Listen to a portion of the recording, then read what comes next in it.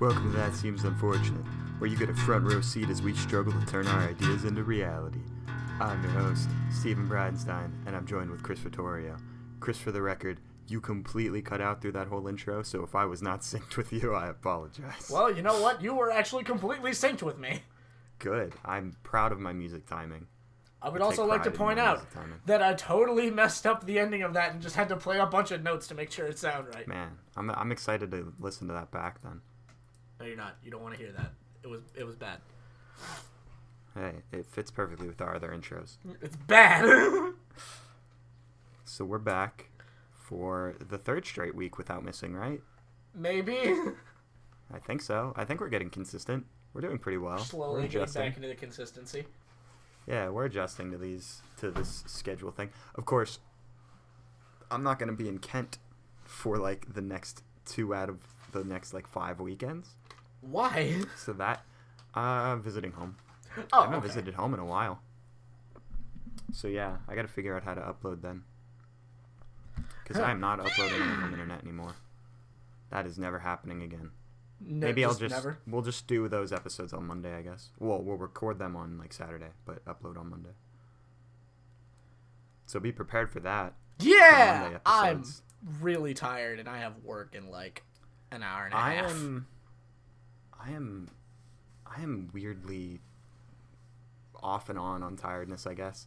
Yesterday I was super tired because I only slept like 4 hours because I was dumb and went to bed at 4 a.m. when I had class at 8:30. Well, see, that's a problem, friend. Yeah, I tried streaming and like playing Rock Band on 4 hours of sleep is probably one of the most difficult things I've ever done in my life. And I've played Rock Band for 24 hours straight. That was easy. I wouldn't exactly call it easy there, bud. I was there too. Listen, I didn't struggle in the slightest except for that like hour and a half near the end where I thought I was dying.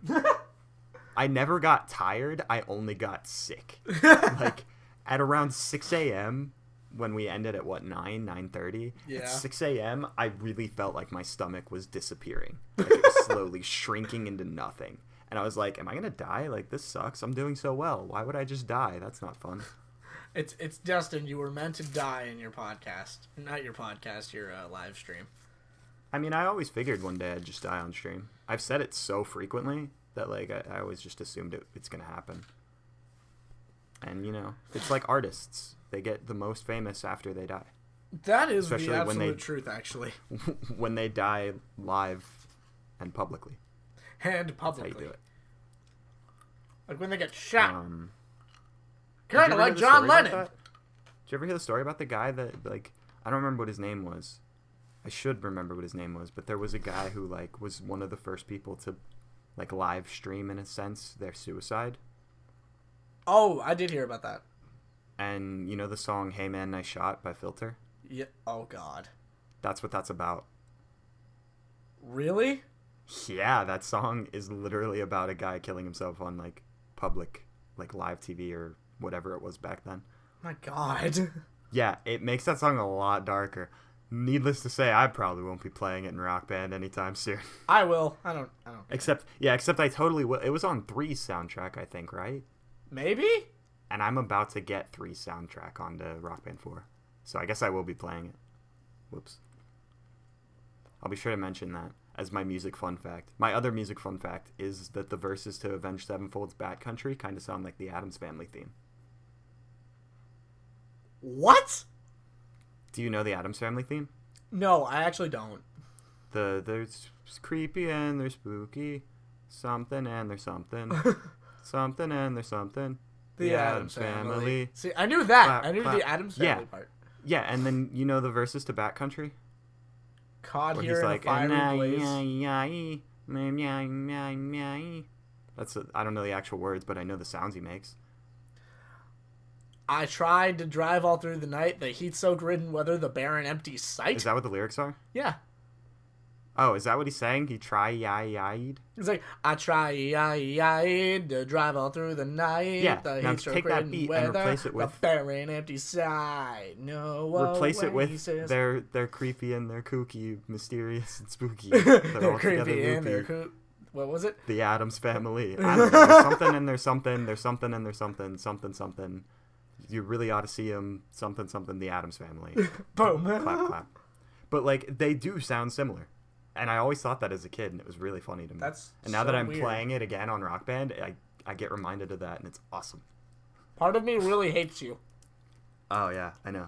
Well, listen, I have a grown hatred towards Avenged Sevenfold, especially in Rock Band, because the only song they had was Hail to the King. And that song sucks. Mm-hmm. That song is garbage.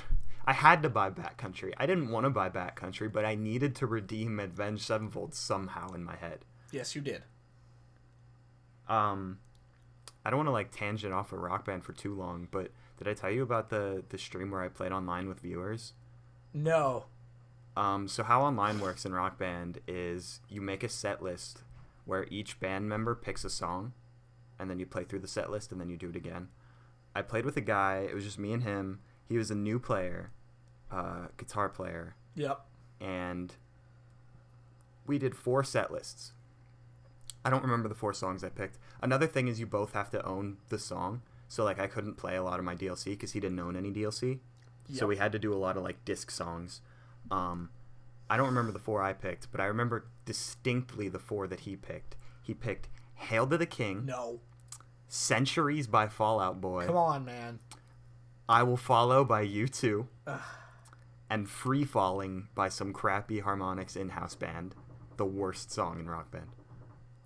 So it wasn't by Tom Petty, is what you're telling me. No, not the good version. Not the Free Fall In. It was Free Falling by some foreign band of women. That sucks.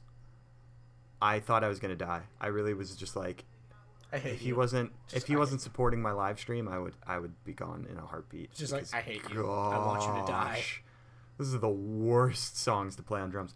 Through half of Centuries, I was just dancing and still trying to play, and I did pretty well. At one point, during one of the drum rolls leading into the chorus, I dropped my stick out of my hand, and as I leaned over to pick it up, I used my other hand to hit the drum roll, and I hit it perfectly. Amazing. As I was picking up the other drumstick off the ground. It was pretty impressive. Amazing. That's what my head does whenever you tell me a story like that. I have a lot of stories like that. Not super interesting on the surface, but for some reason you enjoy them anyway. Yeah. Yeah, I'm pretty good at that.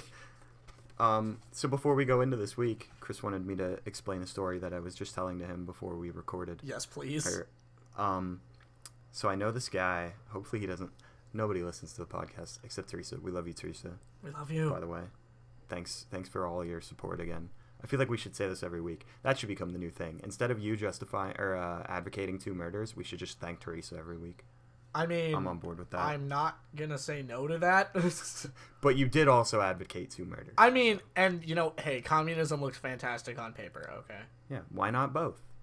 We'll just bring them all back every week. Every week. But yeah, so I know this guy up on campus,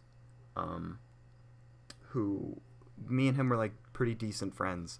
I met him through the organization I'm a part of, and he's super into music. He's like a veteran musician, really good rhythm guitar player. And so me and him like clicked off of listening to music and like talking about music and different stuff like that.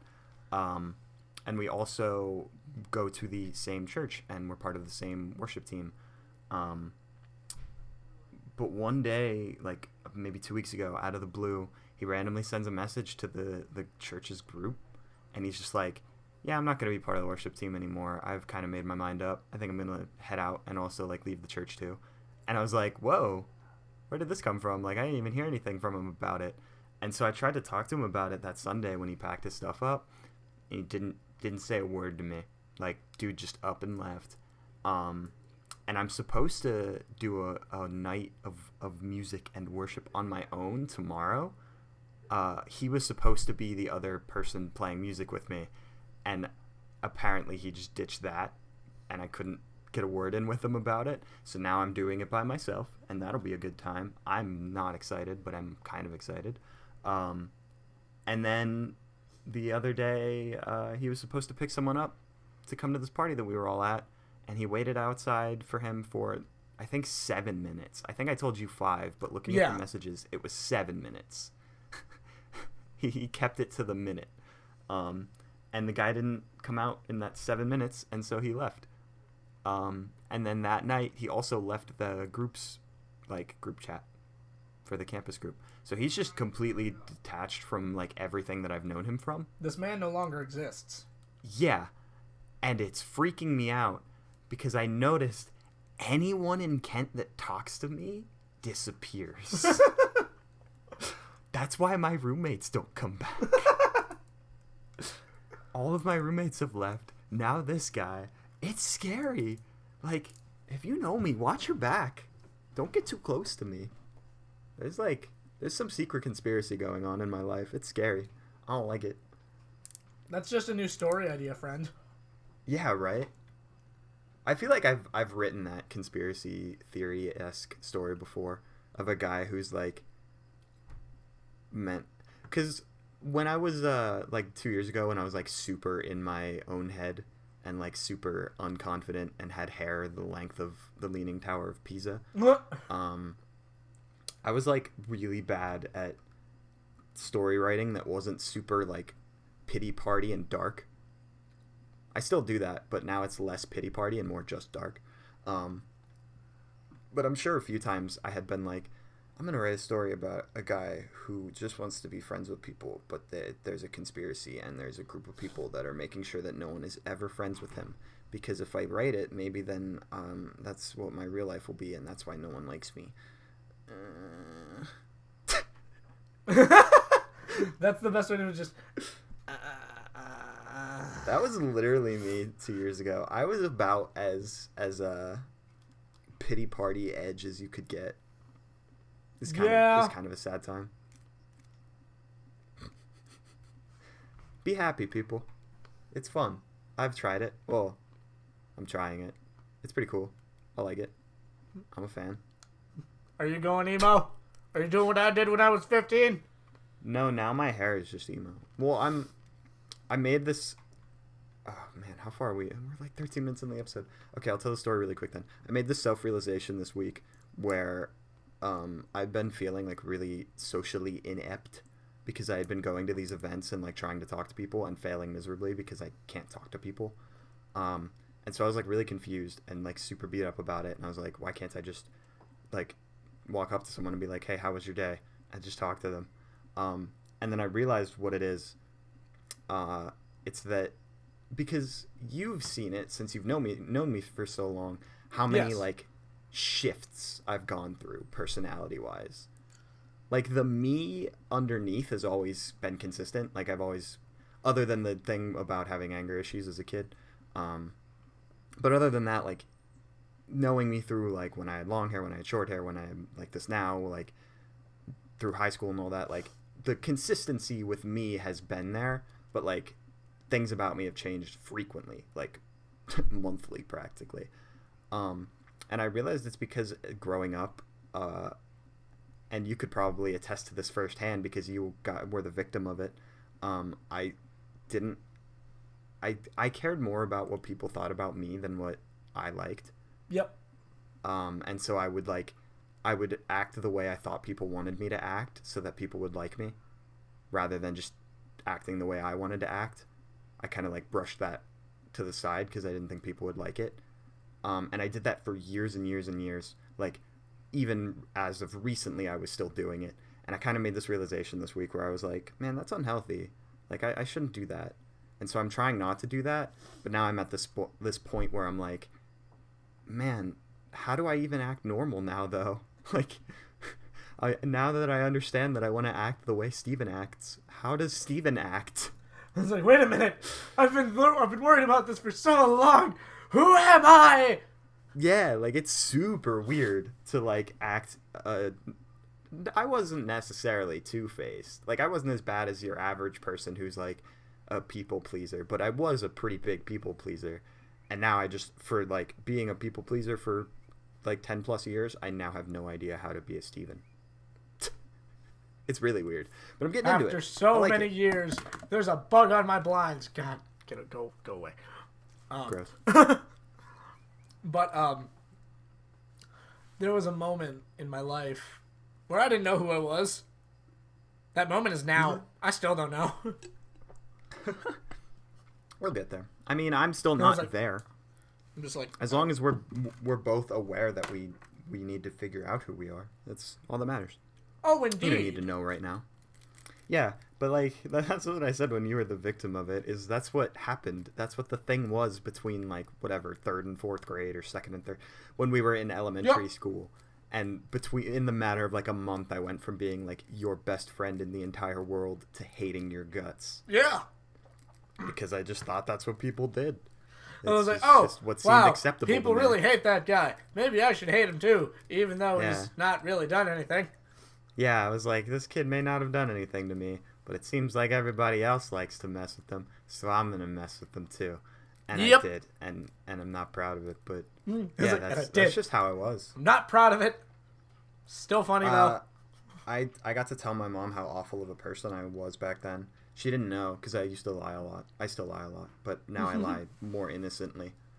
But I don't know if you remember this day in, like, 6th grade, where, I admit we were so barely bad. Remember 6th grade. We were so bad that we were given the ultimatum that the next person caught saying a single word would be suspended for the day. Really? Yeah, like, it was bad. Like, Pekia, the president of our school, was, like, hovering the room, like, just staring everybody down. We were truly the rebels. Yeah, we were bad kids. And at one point, he had walked out of the room, and everybody started making fun of you. Well, not everybody, but, like, a few people were, like, whispering in the back. I think it's when you had your stupid hair. Which now you can admit it. At the time, it wasn't funny, listen. But now looking back on it, you had some stupid hair. For those who are confused, I was a child that had a child mullet, okay? Yeah, he had a bob cut into a mullet. Yeah, I did. It was great. I did. And I admit, now, looking back, it was the worst idea I've ever had. And here, do you want to know the backstory behind that haircut? Because there is one. Yes. When I was really young, I saw a video of Axl Rose. I wanted Axl Rose's hair. That makes sense. That's why I never wanted to get a haircut. I wanted that really down my back length hair, you know? That's what people do. That's what you do when you grow up. You you see someone's hair and you're like, I want that hair, and then you realize that there are different hair types. Yeah. And that some hairstyles are impossible for people. Like me, my hair is gonna forever be super curly. So I can't have a straight edged haircut. I have to have a curly hairstyle in some way or the other. Yeah. But they were making fun of your hair, and I think I had also whispered something funny about your hair. And as I was saying it, Pekia walks in, stares me dead in the face, and next thing I knew, I was suspended. Wait, were you? Yeah, I got thrown out, kicked straight to the home. And so to lessen the blow, I told my mom that everyone was making fun of you, and I needed to stand up for my friend, and then I got caught standing up for my friend and sent home. Wow. It was about I think a month ago where I finally told her that no, I was just making fun of him too. No. She just kind of looked at me, and I was like, "Yeah, Mom, this is what you raised. Are you proud?" She's like, "I can't believe you actually did that," and I was like, "Yeah." It wasn't my proudest moment, but at the time I was super proud of it that I got away. I was like, yeah, nobody's the wiser. I love that. Just, this is what you raised, Mom. Are you proud? Yeah. I love that. What else are you going to say? Oh, man. That's the funnest thing, I think, explaining to your mother the terrible things you did as a kid. What? Like when I told her that my brother used to skip football practice to go to his friend's house, and the only reason I found out is because our DS chargers were broken, and his friend had a DS charger, and so in order to keep me quiet about him skipping practice, he would charge my DS for me. Wow. And that was his bribe. That was his blackmail. So explaining that story to my mom was great. She didn't care about that. She knew he didn't like football. But, man, that's fun. See, I hated football too, but I didn't skip practice. I just, silently hated myself. I sucked at football. You were better at football than me. No, okay. Are you sure? Yeah. Are you sure? Because I remember at one of the practices we had, straight up, I was just sucking. I sucked this day.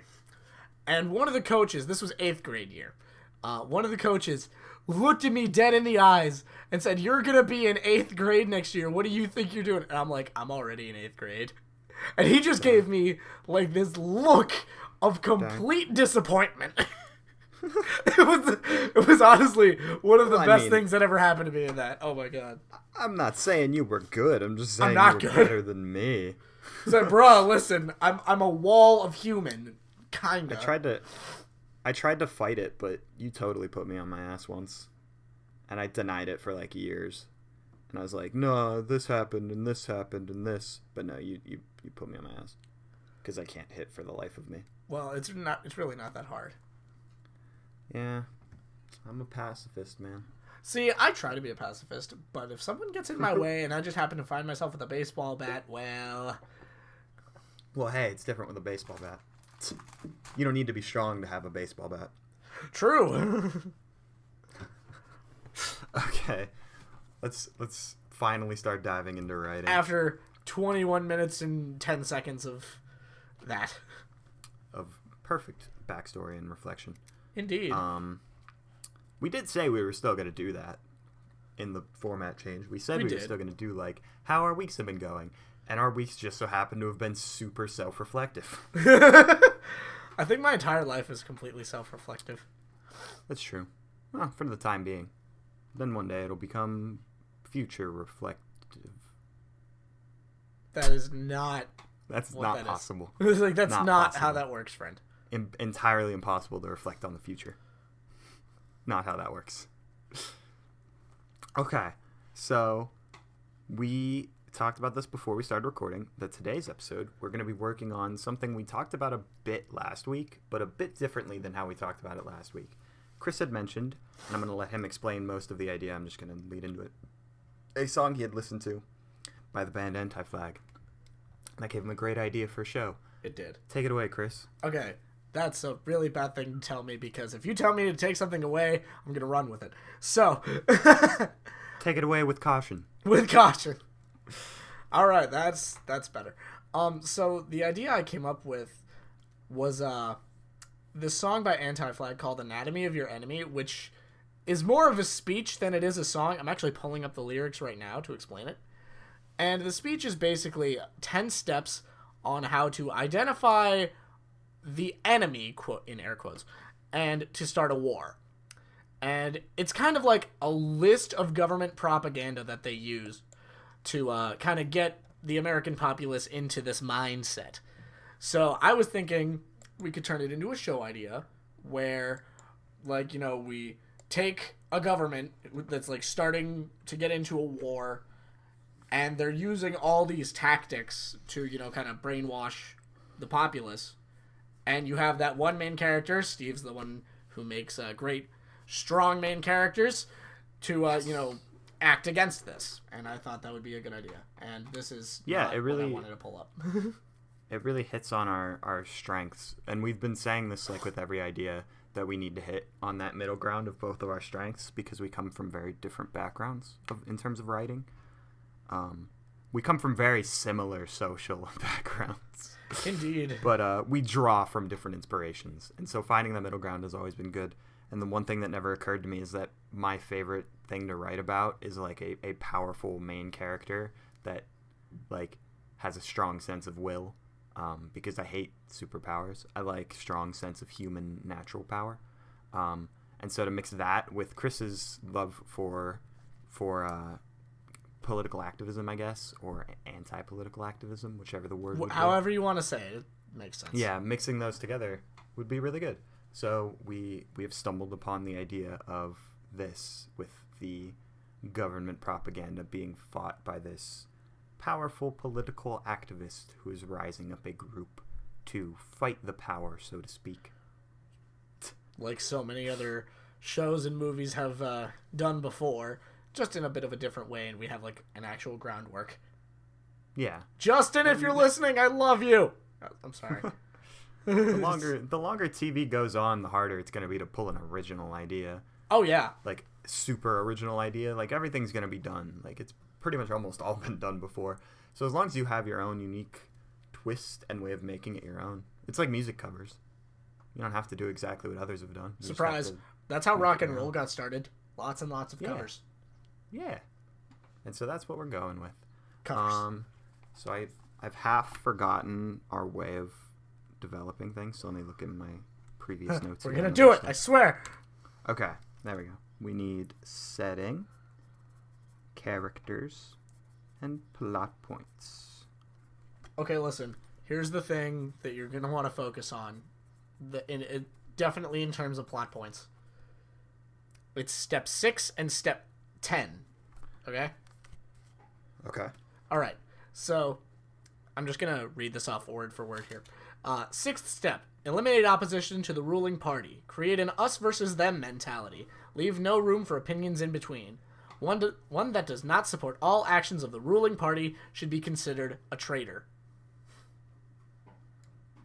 And step 10, which is how we're going to kind of get the setting and the atmosphere throughout the entire series. Create an atmosphere of fear and instability, then offer the ruling party as the only solution to comfort the public's fears. Huh. So I think I have a good place to draw some inspiration from. Okay.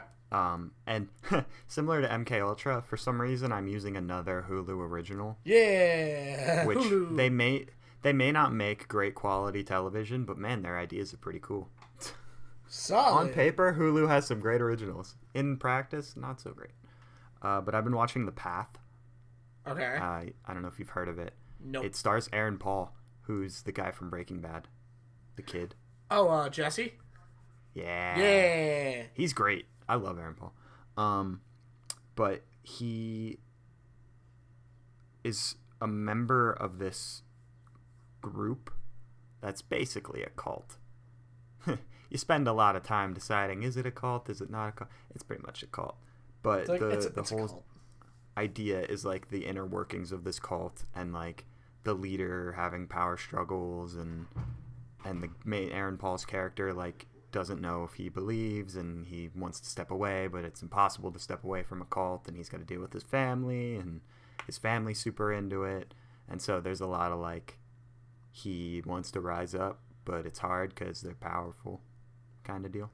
So I can draw some inspiration from that. It's like a mole in Westboro Baptist. Yeah.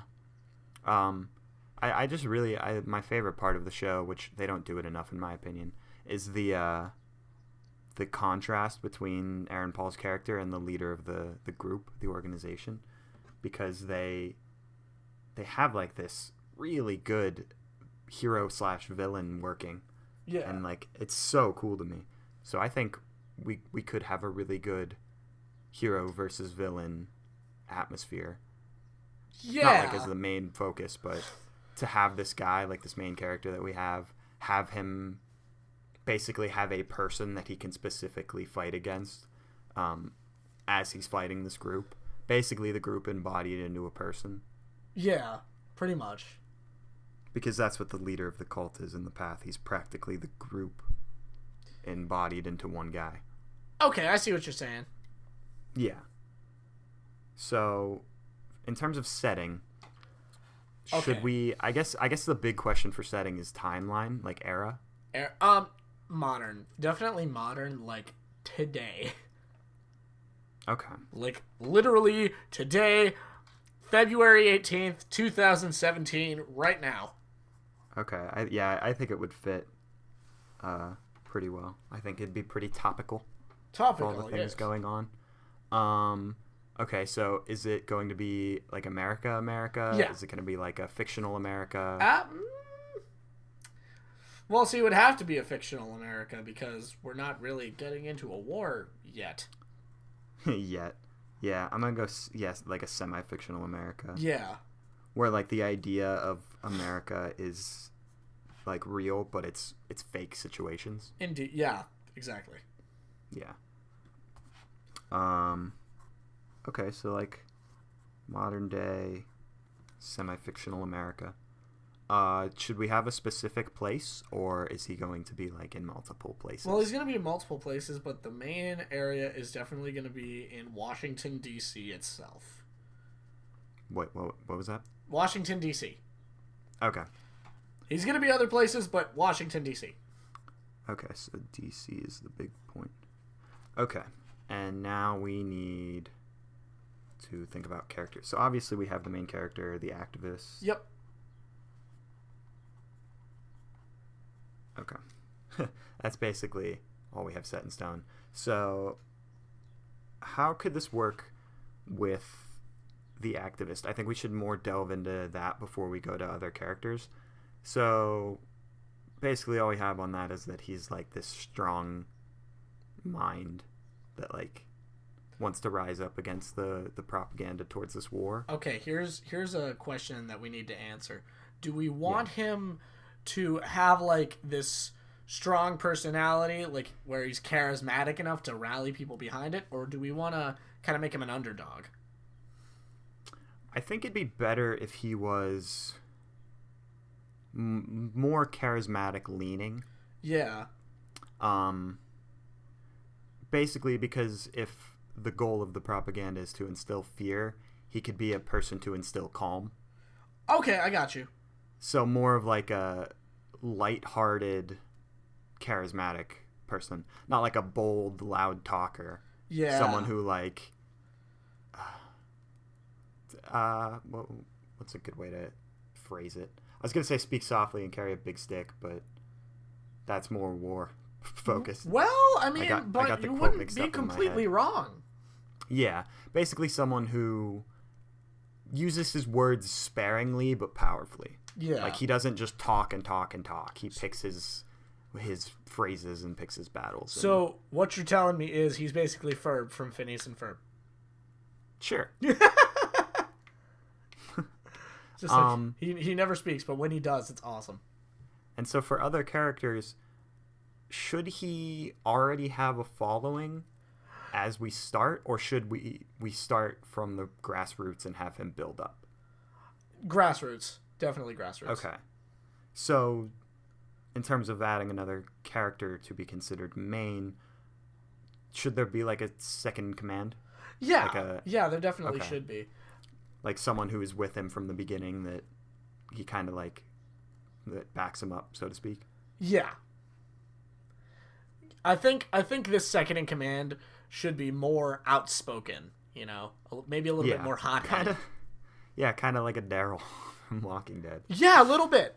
Only instead of having Rick as the leader, we have someone nice who, instead of also going crazy and doing stupid stuff, is a contrast rather than just a second Daryl. Yeah. Walking Dead, good writing, yay. We're better at writing than them, I swear. I think at this point, I would agree with that. I wouldn't, but that's fine. Okay. So, basically from where we start, we have... Because I think in terms of characters that we develop on now, it should be characters that are very apparent from the beginning. Yeah. Like, that's definitely the best place to begin. So we have this activist who sees the war propaganda, and he is not super fly with it. That's another good question. Is he anti-war, or is he pro-decision? What do you mean? Like, is he... When he speaks up, is he speaking up saying, don't listen to a word they're saying, like, this war is bad? Is he pushing an agenda of his own? Yes. Okay. Because there's the option of him pushing this agenda of against the propaganda, and there's also the option of him against the idea of the propaganda. And instead of saying, like, this war is bad, condemn it, saying, like, they're trying to make your decision for you, think for yourself, and make your own decision. So not outright saying that this war is bad. Actually, that sounds like a better idea now that you say that. I think okay, so I think it'd be better if that was his, and then the second in command is more anti-war. Yeah. So where the leader is saying, like, hey, like, make up your own mind, like, I'm not gonna force you to do anything, I just want you to open your eyes and think. Yeah. The friend is more like, all right, these guys suck. Don't listen these guys want you all to die. Yeah. So he's more like radical almost. Yeah. But they both have the same like intention, just different contrasting ways of going about it. Yes. Okay. I think that would be better. I think it'd be better to make like in terms of developing him as this tongue-in-cheek leader. Yeah. If he was more pro-decision. Yeah, I can get down with that.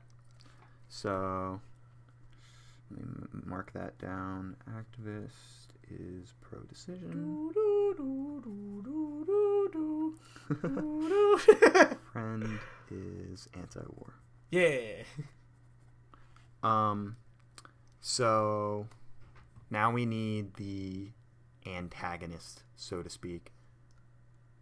So what do you think is the best way to embody a propaganda corrupted government into like a single person or two people or whatever?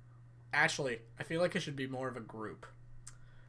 Like, I can agree with that. Like a select group of congressmen who are like really pushing the idea of this war, mainly for profit, you know. But a lot of people just say, "Hey, let's just use the president," as it's like way easier to do that. But it's like, I think that'd be going too far. Not quite true. Yeah. What do you think about that group of senators or congressmen or whatever you said? Yeah. Having like this activist kind of seeing what he's doing and how he's rising up, and so they basically not invite him to the group, but they kind of schedule a way to meet with him like frequently to almost keep him in check. So kind of like a blackmail, but instead of like blackmailing him with anything, they just say like, hey, we could very easily quietly take you out, but if you meet with us every week just to make sure you're in check, then we'll let you go. See, but then that would kind of defeat the entire purpose of what he's trying to do. So how would he would eventually have to break that sort of that idea, you know? Yeah, that might be. So how about like doing it early? Like he gets his start and he starts to get a small following, and that small following is what catches this group onto him and like starts this idea of like starting this group with him. And then as he meets with them, he still gets a bigger and bigger following to a point where he breaks from that and says, I don't need to worry about you anymore. Like, do what you want to me. I'm gonna speak. And so once he has a big enough following, he feels safe enough to stand on his own without having to meet with them. I like it. So basically, as he's starting out and he's still weaker, he's adhering to what they want. But then by the time he's strong enough, he stops listening to them and says, "All right, bring it on now." Yeah. So I'm ready for you. Yeah. Okay. So I think that'd be better. Yeah. So as characters, what would you say is a good size to this group? I'd like to keep it smaller, say 4 to 5. Like the senators? Yeah. Yeah. Yeah, like 4 to 5. 4 to 5 politicians. Yeah, because the more you add, the harder it is to keep up with them. Develop and yeah. Okay. So as a whole, the really, really brief overview of what's going to happen here is that, as we've said, there's a war starting, propaganda spreading. This activist wants to stand up to it and like free people's minds, so to speak. Yep. So these politicians catch on to what he's doing and they see his potential, so they try to keep him in check until he grows big enough to not need to worry about them. And so it turns into an us versus them, contrasting hero versus villain, this guy's group against the government. Yeah. Okay. I like it. So the 3 big things to develop early on is the activist, the friend, and the second in command, and this group. Yes, those are the ones you need to worry about. Okay. I'm trying to think of how the setting would be, considering there's like a war brewing but not quite happening. You know what I mean? So, to use an exaggerated hyperbole version of what's going on right now, it would be like if... What's a better modern, like, current going on example to use with this? Would it be Middle East or Russia? That depends on what you're trying to do. Like this now? If we were to fictionally start propagandaing a potential war, would it be stronger to be a war with the Middle East or a war with Russia? Probably with the Middle East. Okay. Because, yeah, Russia would be huge, obviously. Like, don't get me wrong. But I guess that was more of a feeling out of how extreme you want the situation to be. Yeah. So it would be like with this Muslim ban almost kind of thing. Yep. If the media, instead of essentially agreeing for the first time in media history that this was stupid and shouldn't have happened, if they had said like, oh, well, there's like the president's made his decision, there's nothing we can do, but look at the outrage in the Middle East, like, to start almost pinning them as like this violent group now, like as a whole, instead of saying like, oh, the ban was stupid altogether. If they would be like, well, we may not agree with the ban, but look what it stirred up. It looks like they're getting mad. Maybe they are irrational. Maybe we're doing the right thing and keeping them out.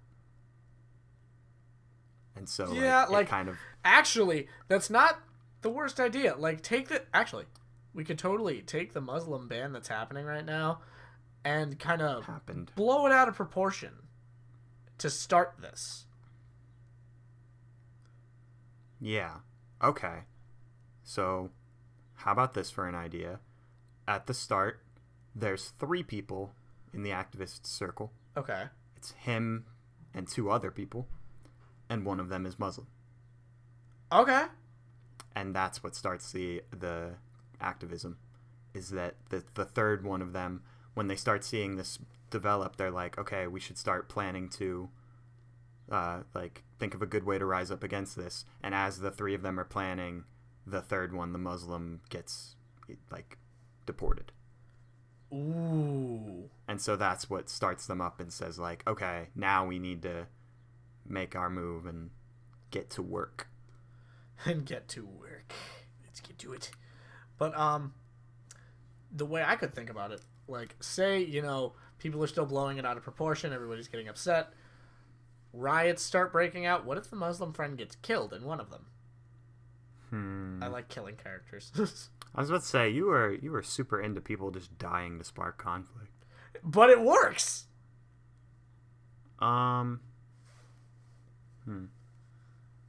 It's like, you can't tell me it doesn't work. It totally works. Wait, I got it even better. Alright, hit me with it. So, of the 3 in the group, what if the second in command guy is like police? Like a cop? Maybe not maybe a cop. I don't know, some form of police force. And the Muslim friend either gets deported or something to remove him, and it starts these riots. But instead of someone like important dying, what if in these riots he's called out to like stop them and he accidentally kills somebody? And so that's what kind of starts this shift in him from being like, okay, maybe we're doing some bad stuff here. I see what you mean. So it's like a change of ideology for one of them. Yeah, and that's why he's so anti-war. I like this. It's because of his experience. So they wouldn't be brainstorming from the start, the 3 of them. They would probably just be 3 friends, and then the brainstorming starts when all this goes down. Yeah. But I think that would create a better conflict as a whole, because it would really help with the activist being more tongue-in-cheek and less like in your face. He can kind of have that higher ground as the person who doesn't have the experience like the second in command guy does. Yeah. So the second in command guy is more likely to fly off the handle, and so it's easier for the activist to be the contrast and be like the more calm guy as his friend flies off the handle. I really like that idea, actually. Yeah, I think that works pretty well. Okay, so let me and just for just for clarity's sake, you were saying like the second in command was like a cop before this whole thing, or like He was a currently cop is. during this whole thing as it broke out, but Yeah. once he killed someone in a riot, he stepped down. Yeah. Okay. That's what I thought. I just I needed to be doubly sure. Yeah. Yeah. A lot of what we do, I've noticed, is really in pieces. Not like as a whole, but in what we say separately. Like, you'll say something and it'll spark an idea in my head that will almost counteract the idea I had said prior. Yeah. But it works for us. It might sound in pieces sometime. Kills person in riot. Steps down to become anti-war. Okay. And then I think the last important thing we need to get through is the group, the politicians. Yeah. Now with them, see, for a minute I thought I could do a thing where one of them is secretly just completely against everything they're doing, and it's he's acting as the voice of reason, I suppose. But now that we have that cop thing going on with the activists, I don't think it's going to work very well. I think it'd be better if instead of him being against the idea, he's against the way they're carrying it out.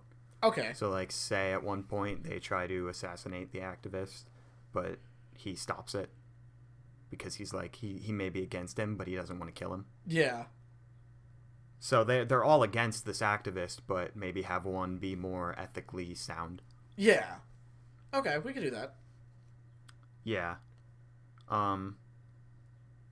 So if we have, say, 4 of them, would you agree?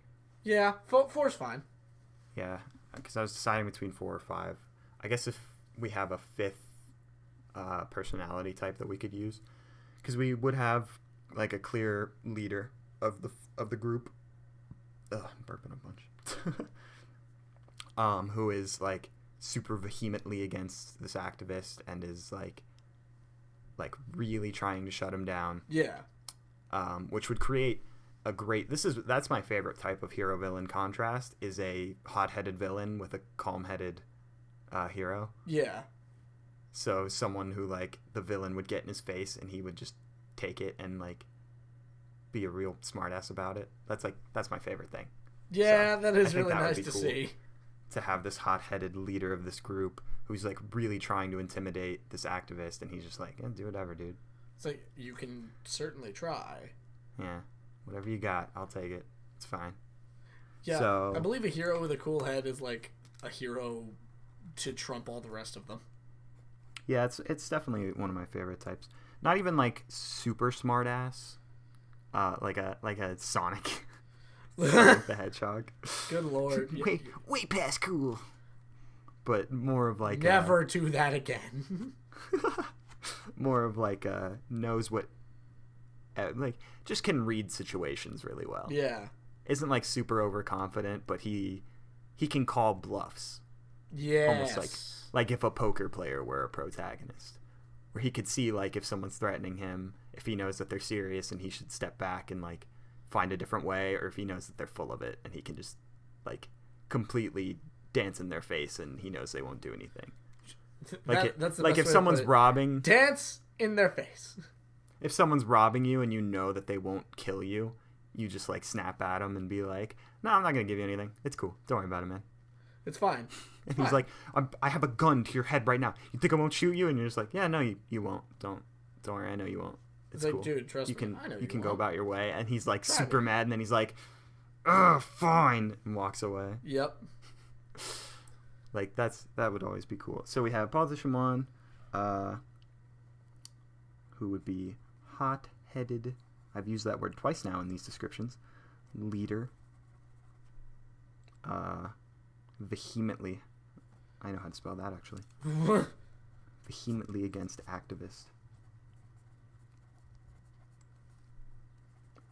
Okay, and then we obviously have the second one, who we said would be more ethically sound. Yep. And able to see the good in things, still against activists, but doesn't want to harm him or anything. Yeah.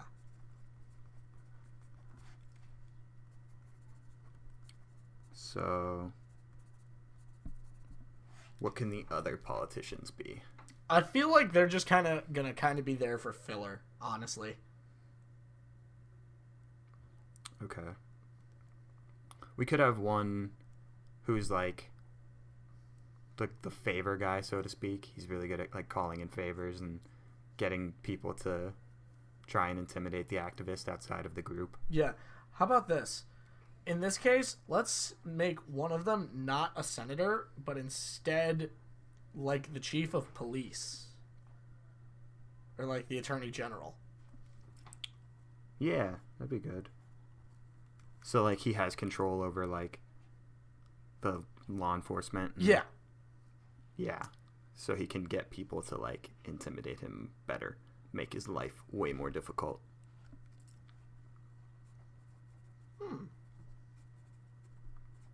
Okay, and then that would just leave us with the fourth person, who probably doesn't have to have a super important backstory, but... Like the Muslim, you mean? No, the fourth politician. Oh, I thought... No, that's what I meant. Replace the fourth politician with the attorney general. Okay, then we'd need a third politician. Because the description of the third one that I gave would fit the attorney general. What, the calling in favors kind of guy? Yeah, that he's the guy who can, like, go down to, like, local police near where the activist is and be like, hey, this guy's looking a little suspicious. You might want to go check him out. Yeah. So let's see. What would make a perfect room of people? You have the violent guy, the smartass, the quiet, ethical bad guy. You have the brute. And there has to be another personality type in there, right? You know what? Maybe kind of put him as like a new guy who totally got dragged into this with no idea what he's doing. Who has potential to screw it all up. That could work. What about someone who almost tries to match the activist's wit? But Someone who fails. claims to be like really technical, yeah, but But he's just keeps getting bad. bested. Yeah, keeps getting bested by the activist like at every turn. Yeah, I'm okay with that one. Okay. P4 tries to match activist. Oops. Fails. He sucks. Can his name be William Sucks? William Sucks. Sounds like my rock band character. Phil Choker. And I made him after I choked, like, I was FCing, full comboing, playing songs perfectly, like 3 times in a row, and I would mess up on one of the fills near the end of the song. Oh my god. So I made a character named Phil Choker. Okay, so we have these 6 main characters and their personalities, so to speak. We're approaching an hour, so I think we're good for this for now. Yep. If you would agree. Yeah. I kind of like this. So we've got, 3 ideas that we've kind of dove into really well? Yep. I like them all. I think at some point we should start to distribute into them more. Like focus on maybe 1 or 2 of them more. Like, I know what you mean. Through them. Yeah. So if you like certain ones more than other ones, keep in mind that's the MK Ultra from 2 weeks ago. Yeah. The Pure Guy from last week and this week's Propaganda. If you like one of them more than the others, let us know in the comments or on Twitter. Wait a minute. That was a good title for what we just did. This week's Propaganda. Yeah. That's what I've struggled with is titles for the videos. So yeah, that'll be a good one. You know what? It's like that's what we're gonna call the show. This week's Propaganda. This week's Propaganda. Yeah. So be sure to let us know if you like any of the ideas. We'll be sure to dive into them a bit more, because we like all three of these. I like them more than I thought I would. Yeah. Other than the one that I had already previously written before we came into this. But these other two, the MK Ultra and this one, I actually have really grown to enjoy. See, like So- you gotta get into the groove of it. I think we're doing really well with all of this. If you like us, be sure to spread the word. We are experiencing a bit of a lull in activity. A low point or a drought. Well, yeah. I mean, it happens. We don't care, but Hey, you know what? Yeah, We're still gonna if you keep like making us- videos. oh, of course, we're never gonna stop doing this. If you like us and you think you know people who would also like us, be sure to let them know about us. We'd love to have them listen and say ideas of their own. If you have ideas of Yes. your own, also let us know. We'll be here every week, hopefully. Most weeks. Saying every week just sets us up to disappoint. I know. We'll be here most I hate college weeks. for this reason. Yeah. So yeah, I think we're good. Yep, we're Anything all set else? for this week. Think I'm not missing anything this time. Not this time. Yeah, all of our social medias are down below. Yeah, and so is Yeah. so is other things. There are things down below. Also, give us a like if you like Jay and Silent Bob. I don't know why I said that. Yeah, sure. I mean, yeah, and if you don't, also give us a like. Yeah. Okay. Well, we'll be back next week. See you guys then. Bye, guys. Bye. Every time the episode runs short, I feel like we missed so much.